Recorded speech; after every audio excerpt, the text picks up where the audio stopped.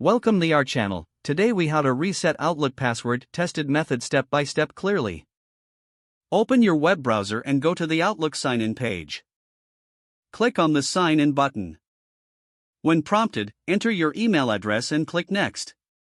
On the next screen, click on the Forgot Password link. You'll be directed to a page for password recovery. Select the reason for resetting your password and click next. Choose your preferred method for receiving the security code. This can be via email or phone, depending on your account settings. If you select email, check your inbox for the security code. Alternatively, if you choose phone, wait for the text message with the code.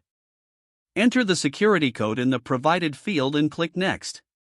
You will now be prompted, enter your new password, ensuring it meets the specified criteria. Confirm your new password by typing it again. Click on Next to finalize the password reset process.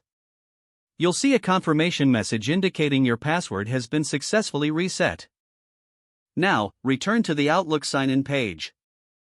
Enter your email address and the new password you just created. Click the Sign In button to access your Outlook account.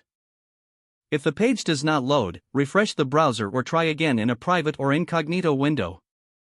Make sure you are using the correct email address, then retype it carefully to avoid small typos. If your password is not accepted, use the reset option and create a new strong password you can remember. Check your spam folder for verification or security emails, then complete any requested confirmation steps. Enable two-factor authentication if available to improve account security and reduce unauthorized access risk.